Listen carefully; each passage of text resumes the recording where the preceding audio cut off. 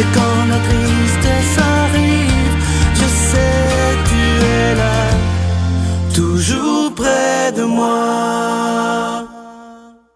Bon mardi, j'espère que vous allez bien. Bienvenue à votre émission La Victoire de l'amour. Aujourd'hui, on rejoint notre ami, l'abbé Raymond Gravel.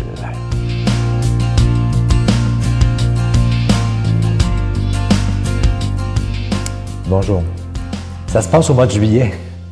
C'est dans un petit boisé, dans une ferme. Nous sommes en train de cueillir des fraises dans un champ, entre deux boisés. À cet endroit de la ferme, on ne peut pas voir venir les orages au loin, mais on entend très bien les coups de tonnerre. Au premier coup de tonnerre, nous nous sommes mis à supplier notre mère de pouvoir courir à la maison, mais elle s'obstinait à nous retenir au champ de fraises pour continuer la cueillette. Plus cela allait, plus les coups de tonnerre se rapprochaient et nous inquiétaient. Enfin, quand l'orage se trouvait au-dessus de nos têtes, notre mère nous donnait le signal de la rentrée. Mes frères les plus vieux aidèrent ma mère à revenir à la maison avec le tracteur et la remorque transportant les paniers de fraises. Mon frère André et moi, nous étions partis, les pattes aux fesses, en direction de la maison. Soudain, un violent coup de tonnerre retentit. Nous vîmes au-dessus de nos têtes une boule de feu. C'est alors que j'ai eu peur. Cette fois-là, en entrant dans la maison, nous avons remarqué que la foudre était tombée sur le fil d'entrée du téléphone et le feu commençait à prendre dans les rideaux de la maison. Cette fois-là, en entrant dans la maison, nous avons évité l'incendie. Alors, la morale de cette histoire, c'est quoi? Alors, notre vision du monde nous font voir dans ces événements de la nature des phénomènes naturels n'étant revêtus d'aucune intention punitive d'un Dieu quelconque. C'est pas Dieu qui punit, ça fait partie de la vie. Dans le passé, on a vu dans ces phénomènes violents de la nature des signes d'avertissement. On a compris que c'était des appels à la soumission au Dieu. Et pourtant, on demande un jour à Jésus comment il pouvait expliquer le massacre des Galiléens qui avaient offert des sacrifices au temple et comment aussi il pouvait expliquer que lorsque la tour de Siloé était tombée, ça avait tué 17 personnes. Et là, Jésus dit, ces événements-là n'ont rien à voir avec la punition de Dieu ou la récompense de Dieu. Mais lorsque vous voyez ça, nous dit Jésus, que ça vous serve de leçon, que si vous ne faites pas attention, ça peut vous arriver à vous autres aussi. Dans le fond, ce sont des événements qui se produisent et qui nous invitent à la prudence. Et c'est juste ça. Alors, au lieu de voir ça comme des éléments qui sont de Dieu qui nous punit ou qui nous récompense, il faut voir ça plutôt comme des événements qui se produisent et qui nous invitent à la prudence. Et lorsqu'on est invité à la prudence, ça nous aide à mieux gérer notre vie. Et ça, c'est vrai dans tous les domaines. C'est vrai sur le domaine physique, sur le domaine social, c'est vrai sur le domaine spirituel aussi. Il faut bien gérer notre vie en voyant dans les événements qui se produisent, non pas des signes de punition, mais des signes de prudence. Notre Père qui es aux cieux, que ton nom soit sanctifié, que ton règne vienne, que ta volonté soit faite sur la terre comme au ciel. Donne-nous aujourd'hui notre pain de ce jour. Pardonne-nous nos offenses comme nous pardonnons à ceux qui nous ont offensés. Ne nous laisse pas entrer en tentation, mais délivre-nous du mal, car c'est à toi qu'appartient le règne, la puissance et la gloire pour les siècles des siècles. Amen. Je suis heureux de vous parler de ce nouveau CD de l'abbé Raymond Gravel qui s'intitule « La puissance de la prière ». Et comme je vous disais il y a quelques semaines, Raymond, il sait de quoi il parle parce qu'il le vit présentement.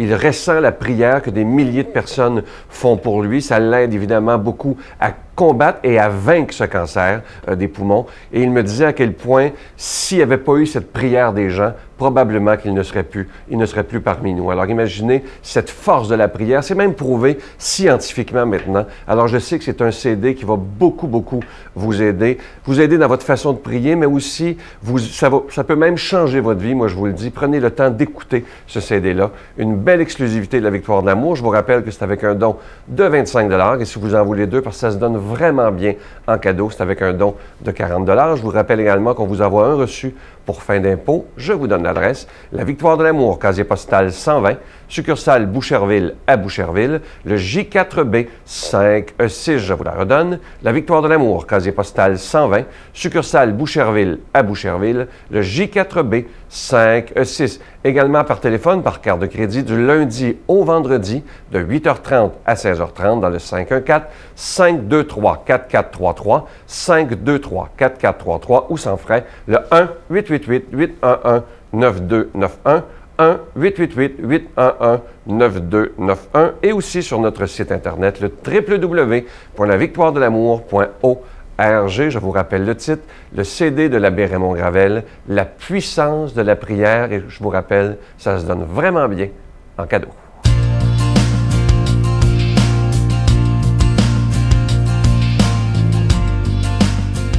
Mon Dieu, donnez-moi la sérénité d'accepter les choses que je ne peux changer, le courage de changer les choses que je peux et la sagesse d'en connaître la différence. Amen. Aujourd'hui, on s'en va rejoindre notre ami, j'aime beaucoup l'appeler le prêtre au cœur de tendresse, le Père Jean qui fait l'homélie aujourd'hui.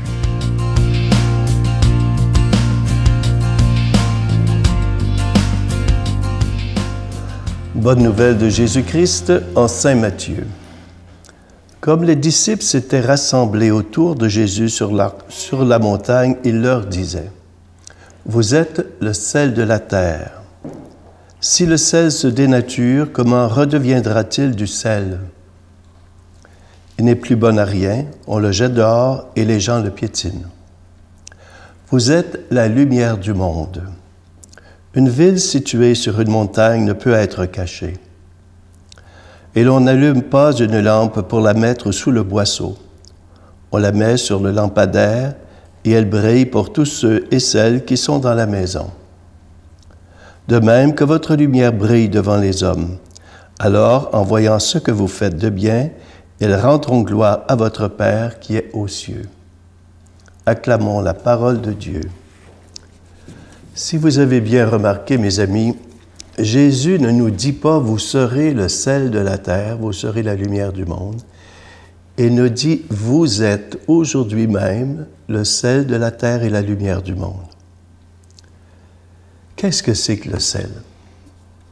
On utilise tous du sel pour mettre dans nos aliments. Souvent c'est fade et le sel vient donner du bon goût aux aliments. Et la lumière, bien ça, on s'en aperçoit quand on manque de lumière, eh bien, on est dans la ténèbre et la lumière vient éclairer les ténèbres. Et pourquoi Jésus nous demande d'être sel de la terre et lumière du monde? Précisément parce qu'on est ses disciples. Et quels sont les signes des disciples de Jésus?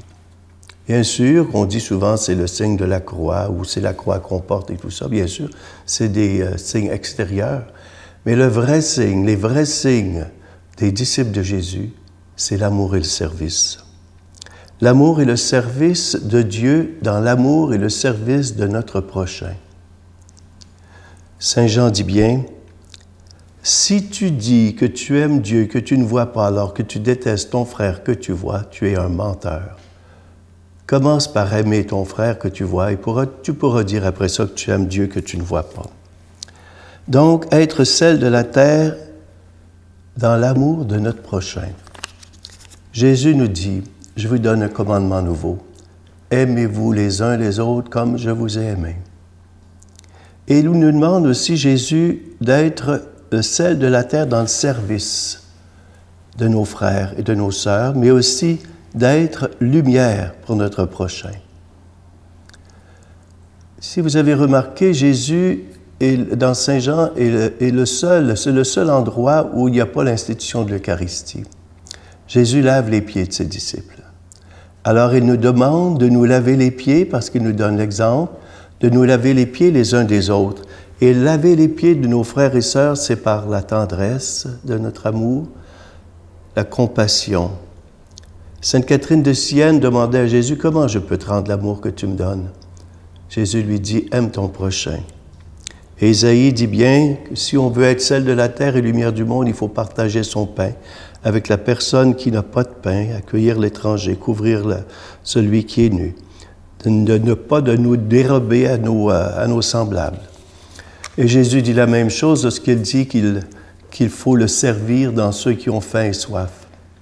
Aujourd'hui, être sel de la terre, il faut l'être par nos paroles, par nos actes et par toute notre vie. Il faut donner le goût aux autres de vivre et de s'engager à la suite de Jésus. Chacun, on a été marqué par des personnes qui ont été pour nous une interrogation, qui nous ont amenés à suivre Jésus. Aujourd'hui, être lumière du monde, c'est de vivre une union profonde avec Jésus. Vivre une union profonde avec Jésus qui va venir irradier toute notre vie. Irradier toute notre vie. Et aussi qui va irradier la vie des autres. C'est Jésus qui nous donne le goût de vivre, qui vient irradier notre vie. Saint Paul nous dit, c'est l'Esprit Saint et sa puissance qui se manifestent par moi, qui me fait être sel de la terre et lumière du monde. Donc, c'est par l'Esprit Saint qu'on peut arriver à être sel de la terre et lumière du monde pour nos frères. Mais j'ai une petite question à nous poser. Quand les gens nous regardent vivre, nous les chrétiens et chrétiennes, est-ce qu'ils peuvent voir vraiment qu'on est des chrétiens et chrétiennes par nos actions? Est-ce qu'ils le voient vraiment? Est-ce que par ma vie chrétienne, je donne le goût aux autres d'être des hommes, des femmes qui vont s'engager au service de la justice, au service des pauvres, des plus petits? Est-ce que quand les gens me regardent vivre, je peux dire que je suis lumière pour les autres dans cette communion que j'ai avec Jésus et qui, lui, vient irradier ma vie pour pouvoir arriver à irradier la vie des autres par moi? Nous sommes tous sur terre le cœur de Dieu.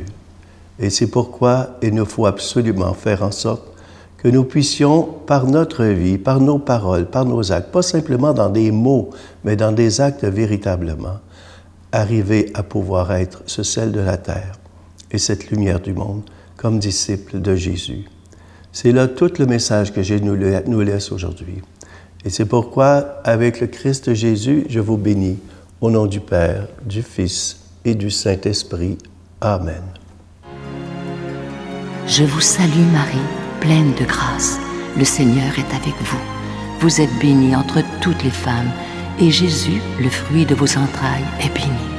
Sainte Marie, Mère de Dieu, priez pour nous pauvres pécheurs, maintenant et à l'heure de notre mort. Amen. Sur les pas de Jésus. Dans le cadre des festivités du 20e anniversaire de la victoire de l'amour, nous vous invitons à un magnifique pèlerinage en Terre Sainte et Jordanie en compagnie de Sœur Angèle, l'abbé Donald Thompson et Sylvain Charon. Nous visiterons entre autres en Israël, Nazareth, le Mont des Béatitudes, Bethléem, Jérusalem, Masada et Qumran. Et en Jordanie, Pétra, Mont Nebo, la Mer Morte et plusieurs autres, du 26 mai au 10 juin 2015. Pour informations et réservations, Voyage Intermission au 514-288-6077 ou sans frais au 1-800-465-3255. Je vous rappelle ce beau CD, une exclusivité de la Victoire de l'amour de notre ami l'abbé Raymond Gravel qui s'intitule « La puissance de la prière ». Je sais que ça va aider beaucoup de gens. Et c'est une chose aussi qui est très importante, c'est que ça se donne très bien en cadeau. Si vous connaissez quelqu'un qui ne l'a pas facile présentement, offrez-lui ce CD. Vous allez voir que vous allez beaucoup l'aider. Une petite chose que j'aimerais vous dire à tout le monde qui écoute, parce que j'ai déjà entendu ça, des gens qui disent « Je vais en prendre juste un et je vais le copier pour mes amis ». Ça, là, je vous demande de ne pas faire ça, parce que là, vous nous empêchez, la Victoire de l'amour, de pouvoir continuer à proclamer la parole de Dieu, parce que vous savez, ça prend des sous. Bonne journée, à demain. Jamais j'aurais cru. Jamais j'aurais cru descendre aussi bas, puis de transmettre à mon fils d'aussi mauvaise voie à suivre. Parce que je sais que dans la tête d'un fils, son père, c'était l'idole. C'est une trace à suivre. Puis moi, j'essayais de lui montrer la bonne voie, puis je me suis enligné dans la mauvaise. La Victoire de l'amour remercie de tout cœur les Résidences Soleil de leur accueil si chaleureux.